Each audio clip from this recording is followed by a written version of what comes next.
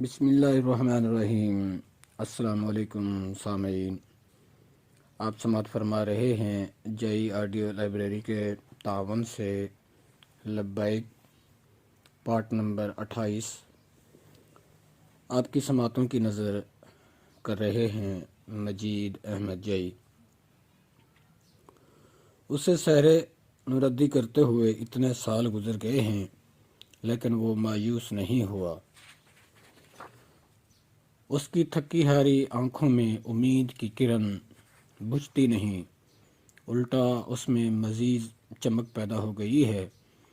یوں لگتا ہے جیسے وہ جانتا ہو، جیسے اسے یقین ہو کہ ایک دن جلد آنے والا ہے جب اہل مغرب پھر سے اسے ڈسکور کریں گے، اسے دیکھیں گے، تسلیم کریں گے اور منائیں گے، اور پھر اسے انگلی لگا کر مشرق میں لائیں گے، ساتھ ساتھ لیے پھریں گے۔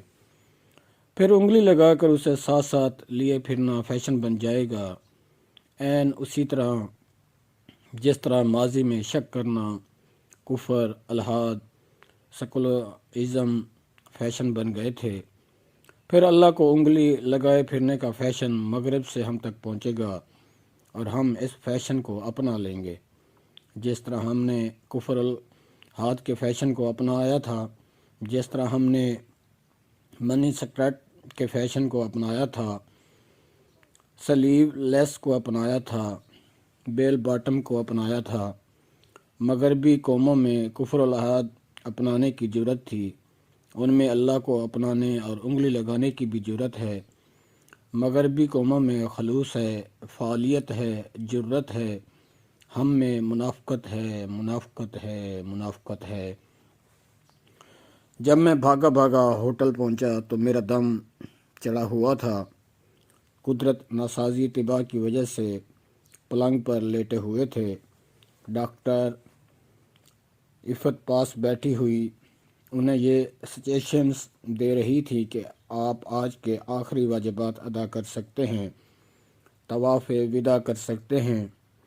نہیں نہیں نہیں نہیں، ہوٹل سے باہر نہیں جانا، میں نے گھبراہٹ میں کہا۔ ہوٹل سے باہر نہ جانا؟ کیوں؟ باہر کیا ہے؟ ڈاکٹر نے پوچھا۔ ثواب کی گٹھڑیاں۔ باہر وہ ہر موڑ پر بیٹھا ہے، حرم کے ہر دروازے پر بیٹھا ہے، ہر جانے والے کی طرف وہ امید اور منت بھری نگاہوں سے اپیل کرتا ہے، ساتھ لے چلو۔ لیکن وہ سب حج کی ثواب کی گٹھڑیاں اٹھائے جا رہے ہیں، جیسے ڈکیتی کے مال کا حصہ سمیٹ کر لیے جا رہے ہوں۔ وہ اس کی طرف متوجہ نہیں ہوتے، پھر بھی وہ اپنے بندوں سے مایوس نہیں ہوتا۔ وہ ان سے کبھی مایوس نہیں ہوا، لیکن اس کی طرف دیکھا نہیں جاتا ہے۔ وہ اکیلا رہ جائے گا، تنہا، کوئی اسے ساتھ نہیں لے جائے گا، اور پھر تازہ زائرین آ کر اسے اس پتھر کے کوٹھے میں مقید کر دیں گے۔ ڈاکٹر ہنسنے لگیں۔ مفتی صاحب، آپ کا ذہن تو خراب نہیں ہو گیا؟ آپ کا نہیں ہوا کیا؟ میں نے غصے میں کہا۔ نہیں ہوا تو اتنی دور چل کر آنے کا فائدہ؟ یہاں کون ہے جس کا ذہن خراب نہیں ہوا؟ سب ٹھیک ہو جائے گا، بس ٹھیک ہو جائے گا۔ قدرت اپنی تکلیف بھول کر اٹھ بیٹھے۔ ان کی آنکھوں میں ایک عجیب سی چمک تھی، جیسے دکھی دوسرے کو دکھ میں مبتلا دیکھ کر انجانے میں ہمدردی بھری خوشی محسوس کرتا ہے۔ سب ٹھیک ہو جائے گا، وہ بولے۔ میں ٹھیک ہونا نہیں چاہتا، میں نے کہا۔ یہ بیماری ہی ایسی ہے، ڈاکٹر عفت بولی، جس کے تحت مریض صحت یاب ہونا نہیں چاہتا۔ قدرت نے کہکا مارا، اس کی آنکھ کی چمک کچھ اور بڑھ گئی۔ وہ بولے، آج شام کو جب آپ مدینہ شریف پہنچیں گے تو میں مدینہ منورہ جانا نہیں چاہتا، میں چلایا۔ ڈاکٹر اور قدرت حیرت سے میری طرف دیکھنے لگے۔ میں یہیں رہنا چاہتا ہوں، میں خانہ خدا کو چھوڑ کر جانا نہیں چاہتا۔ آپ چلیں تو صحیح، قدرت بولے۔ ہاں، سب ٹھیک ہو جائے گا۔ میں کون ہوں؟ میں نہیں چاہتا کہ سب ٹھیک ہو جائے، میں چلا کر بولا۔ میں نہیں چاہتا کہ کچھ بھی ٹھیک ہو۔ اس کی نگاہوں کو محسوس کر کے مجھ پر مزید گھبراہٹ طاری ہو گئی۔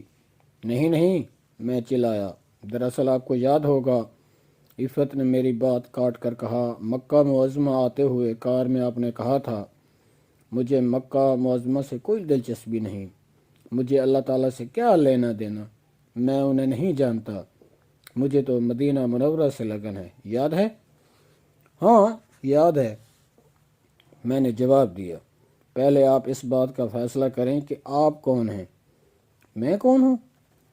آپ وہ ہیں جنہوں نے کہا تھا کہ میں اللہ کو نہیں جانتا، مجھے تو مدینہ منورہ سے لگن ہے، یا آپ یہ ہیں جو کہہ رہے ہیں میں مدینہ منورہ نہیں جانا چاہتا؟ اس وقت میرا جی چاہ رہا تھا کہ مکہ معظمہ اور مدینہ منورہ دونوں کو چھوڑ کر صحرا میں چلا جاؤں اور وہاں جا کر دیوانہ وار نعرے لگاؤں، میں کون ہوں، میں کون ہوں۔ تذکرہ غوثیہ میں لکھا ہے کہ ایک وہمی آدمی نے پہچان کے لیے اپنے گلے میں ایک سرخ دھجی لٹکا لی تاکہ لوگوں میں گم نہ ہو جائے۔ کسی مسخرے کو اس کے خبط کا علم ہو گیا، اس نے بوقت خواب وہ دھجی اس کے گلے سے نکال کر اپنے گلے میں ڈال لی۔ جب وہ نیند سے بیدار ہوا تو دیکھا کہ علامت دوسرے کے گلے میں پڑی ہے۔ اس نے کہا، میاں اگر تو میں ہے تو پھر میں کون ہوں، یا تو ہے اور میں ہوں، بتائیے میں کون ہوں؟ اللہ حافظ۔